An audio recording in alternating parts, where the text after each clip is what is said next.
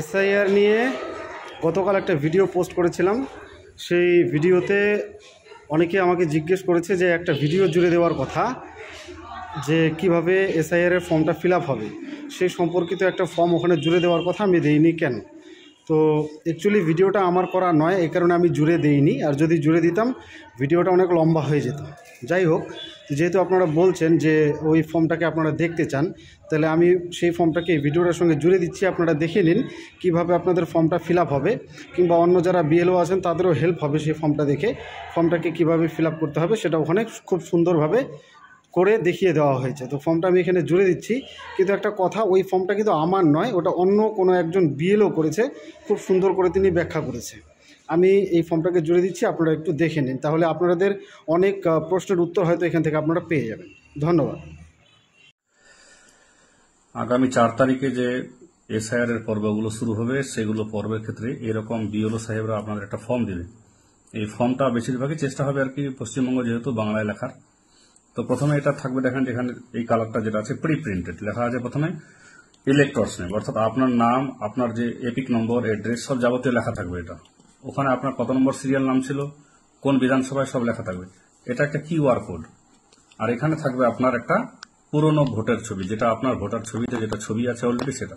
তাহলে আপনাকে প্রথম এখানে উপর লাইনে কিছু করতে হবে না। এই যে যেটা দেখাইছে এই কালারটা, এখানে আপনাকে নতুন একটা কালার ছবি দিতে হবে। এই কালার ছবিটা আপনাকে এখানে লাগাতে হবে। তারপরে আছে ডেট অফ বার্থ। আমারই যে ধরি একটা, তার ডেট অফ বার্থ এখানে লিখতে হবে। এই ডেট অফ বার্থ হলো এখানে আমার 1984, তাহলে এই যে ডেট অফ বার্থ লিখে দেওয়া হলো। তাহলে এই জায়গায় ডেট অফ বার্থ লিখতে হবে। তাহলে এখানে বোঝা গেল যে প্রথমে ডেট অফ বার্থ, তো 1984 মানে বুঝতে হবে যে আমার এখানে 2002 সালে ভোটার লিস্টে নাম আছে। পরে আধার নাম্বার, এখানে আধার নাম্বার অপশনাল, আমি আধার নাম্বার নিজেরটা দিচ্ছি না। আধার নাম্বার দিলাম এরকম, আধার নাম্বার দেওয়া হলো। মোট হচ্ছে 12টা অক্ষরে হবে। এই মনে করেন এটা আমার আধার নাম্বার, তাহলে এখানে আধার নাম্বার দিতে হবে। আপনি দিতে পারেন, না দিতে পারেন। মোবাইল নাম্বার দেওয়া হলো এখানে। মোবাইল নাম্বার দিয়ে এখানে মোবাইল নাম্বার দেওয়া হলো। মোবাইল নাম্বার মাস্ট কিন্তু। ফাদার্স নেম, আপনার বাবা বেঁচে থাকুক না থাকুক কোনো ব্যাপার না, এখানে কিন্তু বাবার নাম অবশ্যই দিতে হবে। সবগুলো ফুল মানে বড় হাতের লিখবেন, অবশ্যই, একদম অবশ্যই বড় হাতের, যাতে ক্লিয়ার বুঝতে পারে। ফাদার্স এপিক নম্বর, বাবার এপিক নম্বর কোনটা লিখবেন যদি বেঁচে থাকে, তাহলে রানিং যেটা এপিক নম্বরে আগে ছিল ডাব্লিউবি দিয়ে, কিন্তু রানিং এপিক নম্বর লিখবেন। এটা রানিং এপিক নম্বর বাবার আছে ইউএক্সও দিয়ে একটা মোট 10টা সংখ্যার নাম্বার। মায়ের যেরকম আছে, মনে করেন মায়ের একটা নাম হলো এখানে, এই যে মায়ের নাম লিখলাম, তাহলে মায়ের নামটাও এরকম বড় হাতের অক্ষর লিখতে হবে। মায়ের এপিক নাম্বার যদি থাকে তবে দিবেন, না হলে নয়। কিন্তু বারবার বলছি 2002 সালের যে লিস্টে নাম আছে, মনে করেন আপনার যদি মা বাবা মারা যায় তাহলে সেটা লিখবেন। আর যদি বেঁচে থাকে তাহলে যেগুলো রানিং আর কি এপিক নাম্বার আছে, ভোটার কার্ডের উপর নাম্বার যেটা মোট 10 সংখ্যার নাম্বার, ওইটা লিখে দেবেন এই জায়গায়। স্পাউস নেম, স্পাউস কথার অর্থ স্বামী স্ত্রী। এর আমি যদি পুরুষ বিবাহিত, তাহলে এখানে কিন্তু আমার বউর নাম লিখতে হবে। এই ফর্মটা যদি একটা কোনো বিবাহিত মহিলা আর কি ফিল আপ করে, তাহলে এখানে কিন্তু এই জায়গায় ওর স্বামীর নাম লিখতে হবে। তাহলে এখানে সেম হলো মায়ের, মনে করেন মায়ের এখানে একটা দেওয়া হলো ভোটার কার্ড নাম্বার, না থাকলে এনএ লিখে দিবেন, দরকার নাই। স্পাউস নেম এখানে দেওয়া হলো। যদি বিবাহিত হয় তবেই স্বামী স্ত্রীর নাম লিখবে, স্ত্রী স্বামীর নাম লিখবে, এই হচ্ছে কেস। আর স্ত্রী হচ্ছে এপিক নাম্বার, স্ত্রী এপিক নাম্বার লিখতে পারেন আপনি, স্ত্রী যেটা আছে যেরকম আছে নম্বর দিতে পারেন। এই হচ্ছে উপরের পোর্শনটা আপনার রানিং যেগুলো আছে এটা। নেক্সট যখন আমরা চলে আসবে, এই জায়গায় কিন্তু ভাইটাল জিনিস, যেহেতু আমার জন্ম তারিখ 1984, তার মানে 1987 আগে জন্ম হয়েছে আমার, তার জন্য আমার জন্য এই ঘরটা বরাদ্দ, কারণ 2002 সালের লিস্টে আমার নাম ছিল। এবার লেখা আছে ইলেক্টরের, এটা 2002 সালে যে থাকে, এদিকের ঘর যেটা আছে রেড বক্স বলে এটাকে, এই ঘর যেটা আছে এই ঘরের মধ্যে বসবে কার, যাদের বাবা মার নাম আছে, অর্থাৎ নিজের নামটা নাই, বাবা মার নাম আছে, তাহলে এই ঘরে বসবে।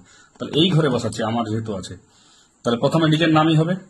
তাহলে এই জায়গায় 2002 সালে যেটা নাম ছিল 2002 সালের লিস্টে, ওই নামটা লিখতে হবে এখানে। তখন এপিক নাম্বার আমার ছিল না, তাহলে নট অ্যাভেলেবেল লিখে দেব। রিলেটিভ নেম অর্থাৎ বাবার নাম, তখন বাবার নাম এটাই ছিল, একদম বাবার নাম ছিল এটা। রিলেশনশিপ অর্থাৎ এই যে রিলেটিভ নেম আছে যেটা, আমার আত্মীয়র নাম কি, তাহলে সে আমার কি হয়, বাবা হয়, তাহলে এখানে ফাদার হবে। তাহলে এই জায়গায় ফাদার, এখানে ফাদার লিখতে হবে। ডিস্ট্রিক্ট, আমাদের ডিস্ট্রিক্ট হচ্ছে উত্তর দিনাজপুর, ফুল ফর্মে উত্তর দিনাজপুর লিখবেন। আর এখানে হচ্ছে ওয়েস্ট বেঙ্গল, এই হচ্ছে ওয়েস্ট বেঙ্গল ফুল ফর্মে, কিংবা আপনি এটা ছোট হাতের অক্ষর দিয়ে WB লিখে দিতে পারেন। নেক্সট চলে আসলে দেখার নিচে, তাহলে এই পার্সেন্ট এটা কিন্তু এসি নাম্বার। তখন আমাদের এসি নাম্বার রায়গঞ্জে 31 ছিল, আর পার্ট নাম্বার ছিল আমাদের 108, সিরিয়াল নাম্বার ছিল একটা আমার, এখানে সিরিয়াল নাম্বার লিখতে হবে। তাহলে এই হচ্ছে প্রথম পার্সন যেটা আছে, যদি 2002 সালে তার নিজস্ব নাম থাকে তবেই এটা ফিল আপ হবে। এবার অনেকের আছে 2002 সালে নিজস্ব নাম নেই, তার বাবার নাম আছে, তাহলে এখানে বাবার নাম, বাবা মা, কিন্তু স্বামীর নাম কোনো মতে না, বাবা অথবা মা। এছাড়াও দাদু আছে, ওটা আপাতত ট্রেনিং সাপেক্ষে বলা যাবে। তাহলে এখানে বাবার নাম, তাহলে এই পোর্শন যদি আমরা বাদ দিয়ে দিই, মনে করেন আমার ছিল না নাম, তাহলে এখানে বাবার নাম দিতে হবে। তাহলে এই জায়গায় বাবার নাম হলো। যদি মনে করেন নাই, হতে পারে নাই আর কি, নিজস্ব নাম আমার নেই, তাহলে বাবার নাম হলো। তার এপিক নম্বর দিতে হবে কোনটা, তখন 2002 সালের লিস্টে কিন্তু WB 05031 এরকম টাইপের কিছু দিয়েছিল। রিলেটিভ নেম, তাহলে তার বাবার নাম এখানে লিখতে হবে, মানে যে 2002 সালে যে লোকটা আছে তার বাবার নাম এখানে। তাহলে রিলেশনশিপ কি, সে হচ্ছে তার বাবা, তাহলে এখানে ফাদার হবে, এই সিস্টেম। তারপরে ডিস্ট্রিক্ট, তারপরে হচ্ছে স্টেট, এসি নেম সেম, ওই 31 নম্বর রায়গঞ্জ ছিল আমাদের, 108 নম্বর পার্ট, আর বাবার দেখতে হবে তখন সিরিয়াল নম্বর কথা ছিল। তাহলে একটা জিনিস ক্লিয়ার করে বলে দিচ্ছি আবার, প্রথমে এই দুটা জিনিস প্রিন্ট করা থাকবে, আপনার নাম, আপনার অ্যাড্রেস, আপনার পার্ট নাম্বার, কত নম্বর সিরিয়ালে, এটা একটা কিউআর কোড। এই কিউআর কোড দিয়ে বিএলওটা কাজ করবে। এটা হচ্ছে আপনার ছবি থাকবে, যেই ছবিটা ভোটার কার্ডে আপনার অলরেডি আছে। এটা হচ্ছে যা কালার করে দেখাচ্ছি, এটা হচ্ছে আপনি নতুন একটা ছবি দিবেন, এই ছবিটাই কিন্তু ভবিষ্যতে যে ভোটার কার্ড হবে তার ওখানে আসতে পারে, সম্ভাবনা আছে। এখানে ডেট অফ বার্থ লিখবেন, নেক্সট আধার কার্ড নাম্বার, মোবাইল নাম্বার, বাবার নাম, বাবার ভোটার কার্ড নাম্বার যদি থাকে, মায়ের নাম, বাবা মায়ের নাম অবশ্যই লিখতে হবে, ভোটার কার্ড নাম্বার থাকুক না থাকুক। আর যদি বিবাহিত কোনো পুরুষ হয় তাহলে এখানে মহিলার নাম, যদি বিবাহিত মহিলা হয় তাহলে পুরুষের নাম। আর ইয়ং ছেলেপেলে যেগুলো আছে তাদের জন্য এখানে এটা ফাঁকা থাকবে।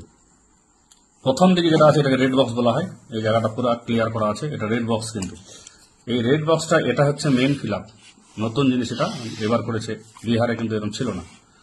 এই যে প্রথম অংশটা যেটা আছে দেখতে পাচ্ছেন, এই অংশটা হচ্ছে যদি 2002 সালের লিস্টে নাম থাকে তবে নিজের তথ্য, আর যদি নিজের নাম না থাকে তখন বাবা তথ্য। এই হচ্ছে সিস্টেম। এবার এগুলো সব আছে নিচে, এখানে আপনার নিজস্ব, এখানে সিগনেচার করে দেবেন, এই জায়গায় সিগনেচার হবে, ফুল সিগনেচার হবে, ফুল সিগনেচার করবেন, এরকম সিগনেচার না, ফুল সিগনেচার। আর এই জায়গায় বিএলও নিজে সাইন করে দেবে, এই জায়গায় বিএলও সিগনেচার করে দেবে। তারপরে ওখানে দিয়ে এক কপি আপনাকে ভিডিও দিবে এবং এক কপি আপনি ডকুমেন্ট সহ আপনি আপনার বিএলওকে দিয়ে দেবেন। একটা কথা মনে রাখতে হবে, যার এই পোর্শনে নাম আছে তার শুধুমাত্র ভোটার পৃষ্ঠার জেরক্স, 2002 সালে পৃষ্ঠার জেরক্স লাগবে, আর হচ্ছে এই জায়গা যেটা আছে ভোটার পৃষ্ঠার জেরক্স, আর মেন আর হচ্ছে একটা ছবি। এই হচ্ছে সিস্টেম, এভাবে করুন, হয়ে যাবে।